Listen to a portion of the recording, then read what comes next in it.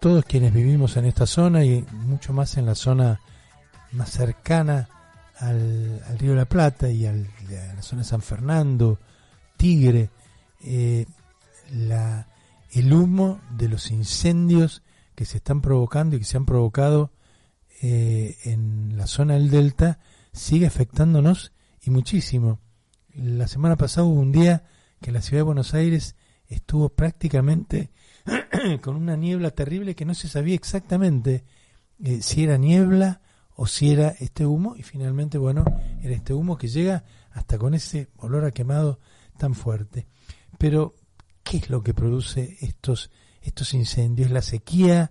¿Son incendios intencionales? ¿Por qué se producen? ¿Qué es lo que está pasando? Para hablar de todo esto, ayer leí un artículo muy interesante que publicó la Universidad del Salvador y que yo lo vi en LinkedIn, creo que salió en el diario Perfil, pero realmente muy esclarecedor acerca de todo esto, y su autor era Ramiro Calafel Carranza, que es director de la Escuela de Geografía y Ciencias Ambientales y coordinador del Instituto de Medio Ambiente y Ecología de la Universidad del Salvador. Ramiro, buen día, ¿cómo estás? Guillermo Hagerton te saluda. ¿Qué tal? Buenos días, Guillermo. Gracias por el llamado. No, por favor, gracias por atendernos y por esclarecernos algo. ¿Qué es lo que está pasando con estos incendios?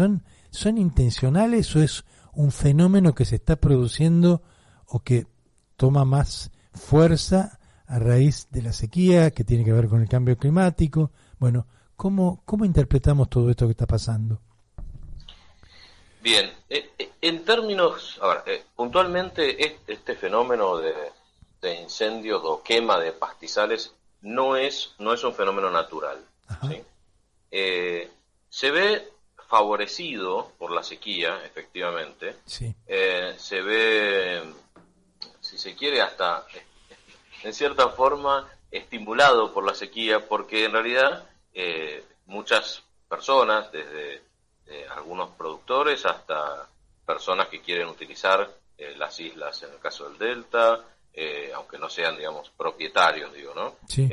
Queman pastizales justamente en este momento de mayor sequía, porque es más fácil hacerlo y porque el efecto buscado va a ser mayor, ¿sí? Pero ¿Cuál es ese efecto buscado? Perdón, pero un segundito. Para que se produzca realmente un incendio de manera natural, sí, tanto en un pastizal como en un bosque, sí, es realmente, tiene que literalmente caer un relámpago y provocar un incendio o generarse condiciones realmente muy poco probables, claro. ¿sí? O sea, hoy por hoy tenemos incendios, incluso si les interesa, es muy fácil de encontrar. Tiene una página web dedicada a esto, la NASA, uh-huh, sobre los incendios en distintos lugares del mundo. Día a día podemos ver dónde se está prendiendo fuego en distintos ecosistemas del planeta. Sí. Entonces, la realidad es que no hay manera de que esto se produzca de manera natural. De hecho, no se produce de manera natural. Uh-huh. Que existen algunos escasos casos de incendios naturales, sí existen, pero no son estos casos. Ajá. ¿Cuál es el efecto buscado? Es renovar, entre comillas, el pasto, ¿sí? O sea, quemar los pastizales secos, sobre todo, ¿por qué se produce en este momento en las islas? Porque tenemos que recordar que empezamos el año con los incendios en Corrientes, ¿no? Claro. Entonces, no es un fenómeno aislado. Y de hecho, cuando yo viajo bastante por trabajo, bueno, pues he viajado a lo largo de todos estos años de trabajar por el interior del país, y hay provincias donde siempre vemos una columna de humo en el horizonte, ¿sí? Pues, por ejemplo, Chaco, Formosa, incluso pasa también en Corrientes, efectivamente, pero eso es algo histórico, no es algo nuevo, ¿sí? Lo nuevo es quizás la cantidad de eventos de este tipo que están sucediendo y la frecuencia, y en realidad lo nuevo es que ya los efectos están llegando a nuestras ciudades y estamos tomando conciencia, aún a la distancia, de lo que está sucediendo, justamente lejos de nuestros hogares.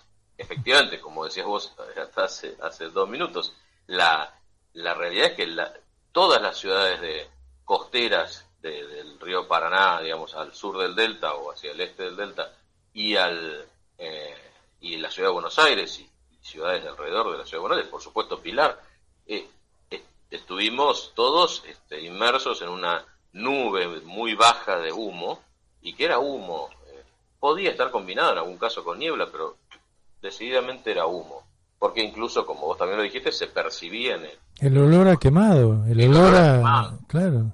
Exactamente. Así que bueno, muchos nos despertamos pensando que se había quemado algo cerca de nuestras casas, ¿no? Por la intensidad de ese olor, justamente. Pero bueno, lo que se busca es, y lo mismo pasa cuando se queman bosques, lo mismo pasó, y es una práctica desgraciadamente habitual y no es nueva, ¿sí? La herramienta del fuego se usa desde la antigüedad, no es algo nuevo. Lo que es, quizás, no nuevo, pero sí lo tenemos más cerca.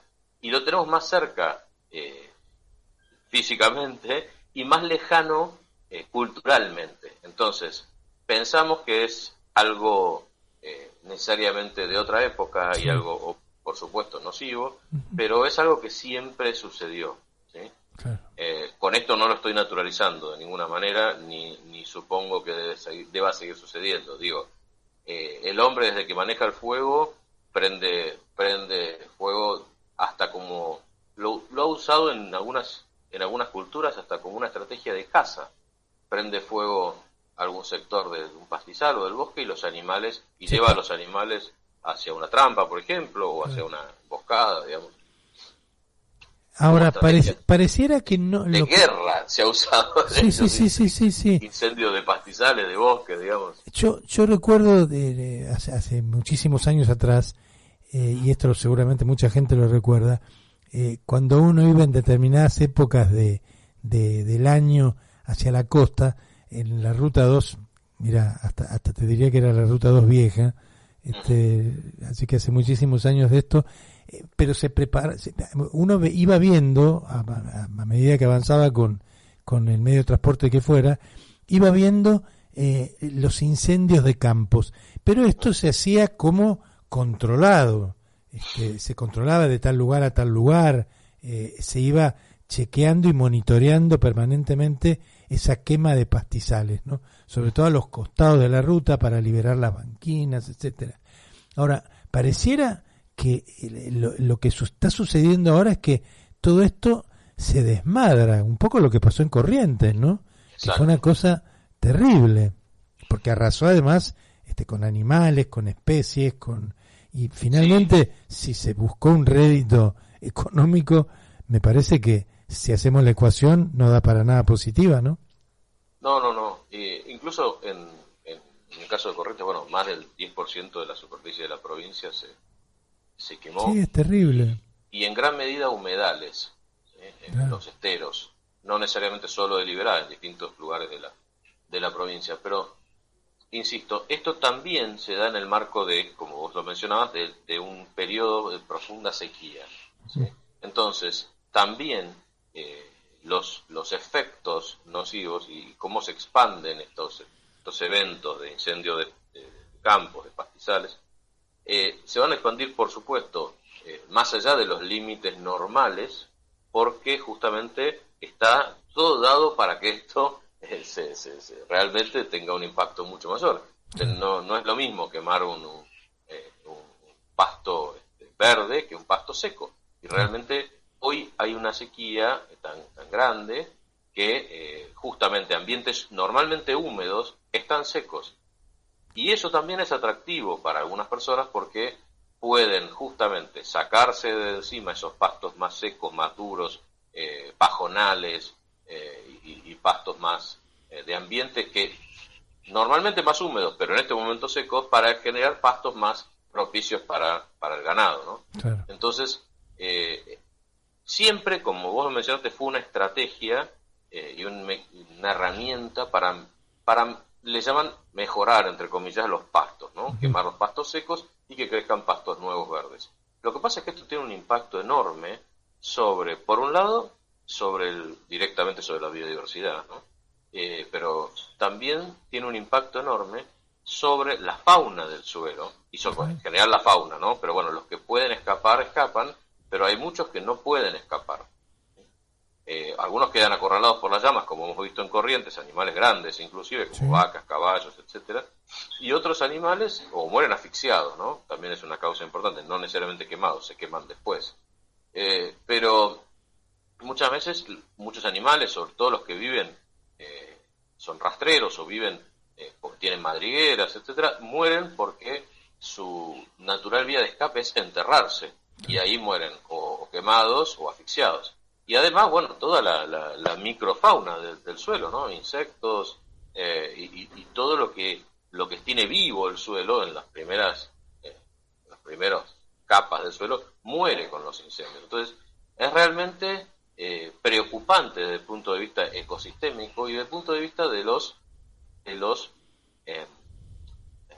servicios que los ecosistemas nos brindan a nosotros y totalmente inconsciente desde nuestra parte, ¿no? Desde regular inundaciones, desde atenuar crecidas de ríos, o sea, por lo menos los humedales y en general los ecosistemas, pero los humedales en particular, que es lo que en este caso puntual se quemó, porque fueron islas del delta, y el delta es un gran humedal, termina siendo, redunda en un perjuicio también para nosotros, para la sociedad humana, para los humanos, para nuestra vida cotidiana, porque los servicios ecosistémicos que brindan esos ecosistemas, esos ambientes naturales, ya no los brindan más desde que los modificamos de esa manera tan abrupta. Claro. Entonces, cuando cambiamos, incluso, y no estoy hablando de incendios, pero en la provincia de Buenos Aires, toda la llanura pampeana fue afectada por el cambio de especies que la pastoreaban. Pasamos de guanacos y venado de las pampas a ovejas y vacas, y esto tuvo un impacto sobre todo el pastizal pampeano, por ejemplo, claro. ¿Sí? Como ecosistema o como región biogeográfica. Tenemos otras ecorregiones también, como el espinal pampeano, que es toda una franja de monte, de bosque, que hacía como una especie de anillo alrededor de la pampa húmeda, y que hoy por hoy prácticamente no existe, porque fue talado, porque fue incorporado para agricultura, ganadería, un poco más intensiva. Bueno, vamos avanzando sobre estos ecosistemas, y bueno, una de las formas es a través de la quema, ¿no? Ahora, pareciera, Ramiro, que a través de la quema se avanza sobre un ecosistema, seguramente habrá un sector o determinados sectores que se benefician con esto, pero pareciera que lo que se está haciendo es en forma o desordenada o no monitoreada, porque no solamente pasa acá en Argentina esto. Uno ve los incendios por estos días también en la zona de California, en los Estados Unidos, lo que fueron los incendios a principio de año en Europa, en España y en Francia, cosas terribles. A esto le siguieron después inundaciones brutales con lluvias brutales. ¿Puede haber tenido algo que ver, por ejemplo, todo el incendio gigantesco, porque son muchísimos miles de hectáreas las que se están incendiando al mismo tiempo?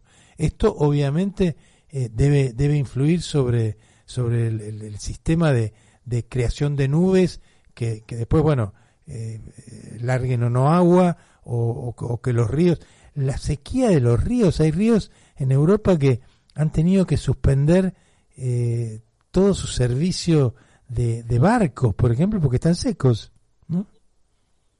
Sí, bueno, justamente este fenómeno que mencionás de la bajante de los ríos, en el Paraná en los últimos años hemos sufrido también bajantes muy importantes. Sí, muy importante. En Europa, efectivamente, junto con una ola de calor muy importante este verano europeo, ¿no? Efectivamente no son fenómenos aislados, y una inundación, no sé si vieron imágenes, yo vi ayer de Pakistán y terrible. De Afganistán. La cantidad de muertos enorme, están pidiendo ayuda internacional, ¿no? Millones de personas desplazadas, realmente unos vendavales tremendos, y todo esto tiene que ver con la modificación de los sistemas naturales, o sea, tiene que ver con el impacto que generamos. Hay inundaciones que siempre existieron, hay lugares, yo siempre lo digo, nosotros estamos a veces construyendo y pretendiendo vivir en el valle de inundación de los ríos, ¿no? Claro. Entonces, bueno, desde Julio Verne hasta acá se viene el agua y cuando el agua se viene, pero a lo que voy es, hoy tenemos formas de planificarlo. Efectivamente, volviendo a los incendios, no son controlados, ¿sí? Se descontrolan, se desmadran y muchas veces por prácticas inadecuadas, ¿sí? Muchas veces por desconocimiento, otras veces por impericia directamente o por desidia. La irresponsabilidad de la gente también, ¿no? El famoso asadito en tal o cual lugar, porque está lindo el tiempo, ¿no?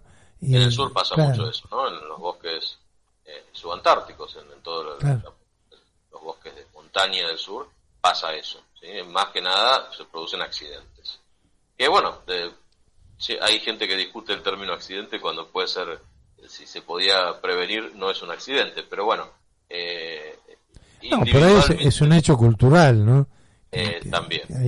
Hay que modificar eso y trabajar sobre campañas, tal vez que le indiquen a la gente, bueno, mire, esto no lo haga, porque cuando uno ve que hay un fin económico tras esto, bueno, está mal, por supuesto, es un espanto, pero hay un fin económico, pero realmente comer un asadito no es un fin de nada, porque lo puede hacer, pero si después se lo puede hacer bien si después deja bien apagado el fuego. Por eso digo, es a veces desidia, a veces prudencias, bueno, son también propias de nuestras, ¿no? Del hombre, pero no es menor que estamos, a ver, yo siempre hablo con mis alumnos cuando doy clase y en las charlas que doy, las conferencias, la humanidad pasó de 2.000 millones de habitantes en el año 1900 a 6.000 millones de habitantes en el año 2000. Y hoy ya somos cerca de 8.000 millones. Entonces, pensar que en 125, voy a ser un poco generoso, con 3 años de margen, en 125 años multiplicamos por 4 la población humana, y esto no tiene efectos sobre el planeta, bueno, es ser por lo menos ingenuo, ¿no?